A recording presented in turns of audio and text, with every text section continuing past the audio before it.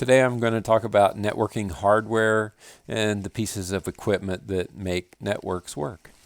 To start off with, we'll talk about network adapters or network interface cards, and then we'll move on to repeaters and hubs, bridges and switches, and then routers.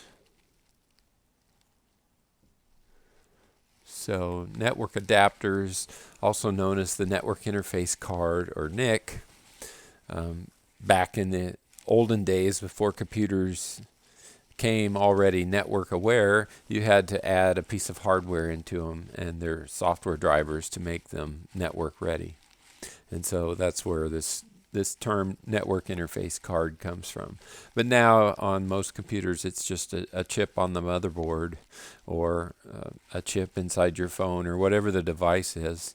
And in many cases it doesn't even have a wire attached to it. It just simply runs over wireless. So in the Unix operating system, a lot of times it's just referred to as the interface, but again, it's the hardware that interfaces between the device and the network. They have to be compatible with whatever topology that the network is running on. So if it's wireless, then it needs to be a connection that knows how to talk to Wi-Fi, and if it's a Ethernet network, then it needs to be able to accommodate a wired connection to that. And so they come in a variety of shapes and formats, and those different topologies have come and gone over the years. But that's the point at which the device connects to the network based on whatever type of network it is. Another thing you should know about it is that the MAC address, that's the media access control address, is assigned when the card's manufactured at the factory. So that gets burned into read-only memory, and it becomes a part of that network interface identity. And also it's on layer 2 of the OSI model, which we'll talk about in a different lecture. So so the MAC address again stands for media access control, and it's a 48-bit long address. Half of those bits, the first 24 bits, just describe what the manufacturer is. So you can actually go online and look up who made this network card based on what your MAC address is. There are websites you can type the MAC address in and it tells who the manufacturer was, because that's encoded as part of the MAC address. Some examples of topologies for the network interfaces might be a 10, 100, or even 1,000 base T network. So the original 10 base T network ran at 10 megabits a second. 100 was 100 megabits a second. And 1,000 is what we now call gigabit networks. I would say 100 base T networks are still probably the most prevalent, with gigabit chomping at its heels trying to take over. And the T part of base T stands for twisted pair, which is the type of cabling that connects to these networks. Token ring was a favorite at one time in history. People liked the token ring network when that first came out because it was faster than the 10 base T Ethernet network. I think you could get a token ring network that ran at 16 megabits a second. And we'll talk about that in the topologies lecture also, kind of the difference between a ring and a bus network. But for now, I just kind of want to go through some of these different types. There's Wi-Fi or wireless networks, fiber networks, even your cellular data connection, whatever G we're on now, 3G, 4G, 5, all those different Gs stand for the type of topology running on that cellular network that your phone is hooking into. So there's really three main types of devices that I want you to understand for this course. The first type is in layer 1, and the original device was called a repeater, and it had 2 ports on it, and its only job was to extend the signal length. So there was a piece of wire that was a segment, and then once you reach the physical limits of that segment, the signal starts to degrade. And so what they needed to do to extend the length of your network was to put a repeater in. And it cleans up that signal and regenerates it and makes it nice and strong again. And so you could put several of these repeaters on a network to make it longer and to allow more computers to join the network. So that was the original networking device, layer 1. All it does is it listens to what it hears on one port and repeats it on the other port. Okay, broadcasts it back out. There's really no real intelligence to it. It just plays out what it hears, and it's mainly kind of an amplifier to repeat what it already heard. Oh, and the loss of signal is called attenuation. That's a nice vocabulary word to know. As the signal travels down the wire, the further it gets away from the sender, then it attenuates more until it's unintelligible. So that's the purpose of a repeater. Then we have hubs. So the problem with a repeater was it only had 2 ports on it. So you would have an incoming and an outgoing port. And we wanted to hook more and more computers into the network. So what we came up with was hubs. They started adding more ports to it. Instead of just a 2-port repeater, a hub is a multi-port repeater. It's got a dozen ports. A dozen different wires can come into it. So it was really the first popular networking device where you could hook a bunch of computers directly up to it, and eventually the hub was replaced by a switch device, which had more intelligence to it. All the hub's job is, again, just like a repeater. It repeats or regenerates the signal. It sends the same thing out on every port. It doesn't try to look at what the meaning of the signal is in any way. It's a piece of electronics. So again, it's in layer 1, and there's really no addressing that it's concerned with at all. It's just kind of on the electronic level. So that's a hub. And so in the course, I want you to know about hubs, switches, and routers. And so the repeater was the original hub, but it was only a 2-port hub. So hubs came later.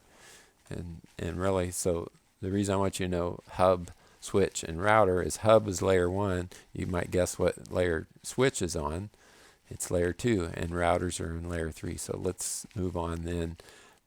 If we move up to layer 2, so an upgrade from a repeater is called a bridge. Now, and a bridge looked a lot like a repeater in the fact that it was a box with 2 ports on it, and it would connect one segment of the network to the other. But now it's more sophisticated than a repeater because it actually wants to look at the information that's being sent across it.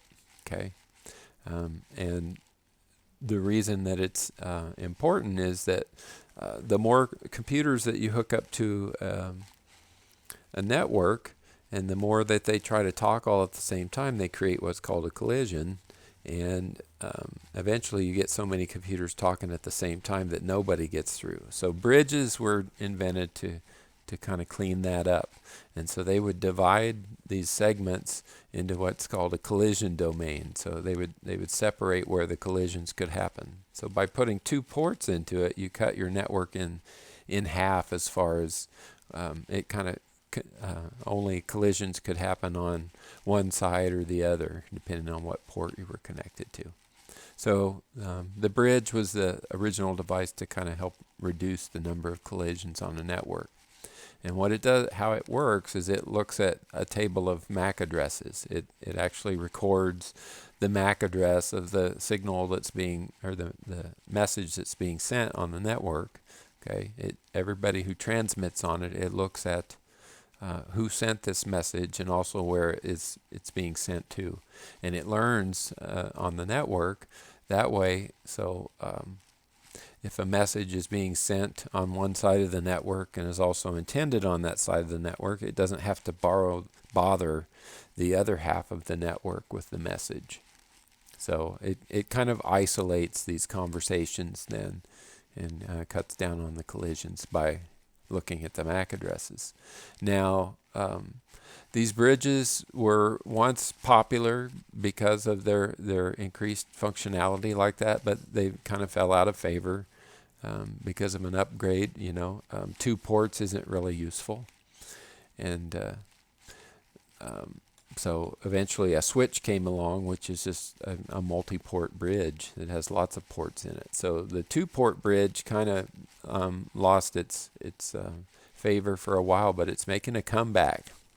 And the reason being is a Wi-Fi access point is a form of a bridge. It allows you to connect a wired network to the wireless network. So if you think of the wireless part of the network as one segment and the wired part as the other segment, you're back to having that 2-port bridge function again. So that's a layer 2 device in the OSI model. So layer 1, there's no addressing. Layer 2, we're looking at the MAC addresses to kind of clean up collisions. And so again, we talk about the collision domain. The more collision domains there are, the fewer number of collisions that are going to happen, and you get better throughput or better speed of transmission because you're reducing the number of collisions. The ideal number of collision domains is to have that equal to the number of devices you have. If you put every device on its own collision domain with no other devices, then you won't have any collisions at all.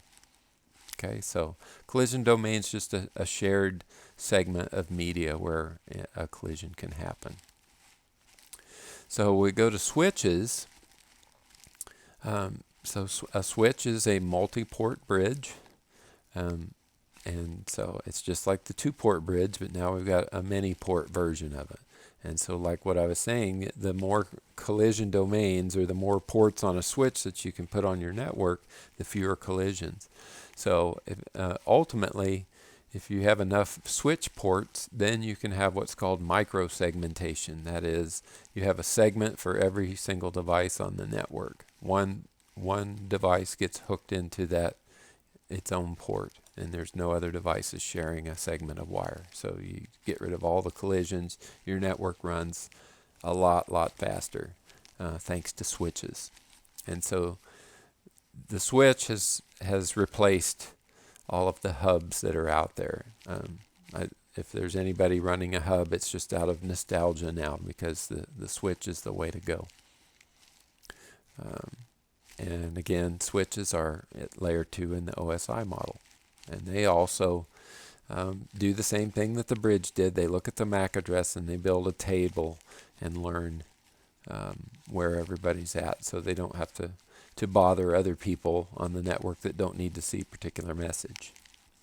All right, and then we move up to layer 3, and that's where we have our routers. So the definition of a router that I like to use is that it's a multi-port connectivity device that connects or directs data between different networks. So now with the router, instead of just connecting segments like a bridge or a repeater, a router has 2 or more ports on it, and it's connecting distinct networks. So this is the device that allows us to get off of our local area network and send data out to other networks. This is the device that runs the internet and allows this massive global network that we call the internet to operate. It's interconnected between, or routers are between each network on the internet.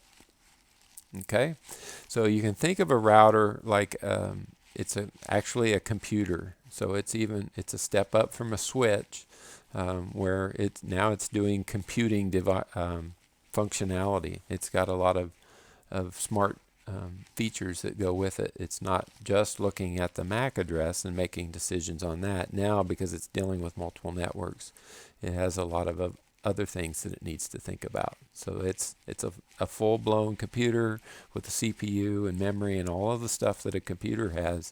It even has an operating system that runs on it, and it allows connection between networks. And because it connects multiple networks together, sometimes they call a router the gateway. So routers always have to have two interfaces or more, and they get the IP address then. So we moved up to layer 3 instead of MAC addresses, we use IP addresses. Routers always have at least two, if not more, IP addresses because it's a computer that belongs to two or more networks. That's its whole function. That's its whole reason for being, is to connect the two or more networks together. So, and to do that, it has to belong to two or more networks. It's the most intelligent of all our networking devices.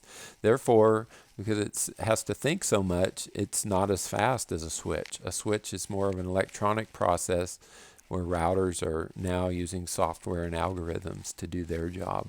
And so they can be quite fast, but they can't run as quickly as a switch. So there's an old saying that I learned back when I was in college, that you should switch where you can and you route where you must. And so you only put routers in where you need to have the connection between two different networks. And again, it's a layer 3 device. Okay. And I think that's good for the networking hardware at this point then. So thanks for listening.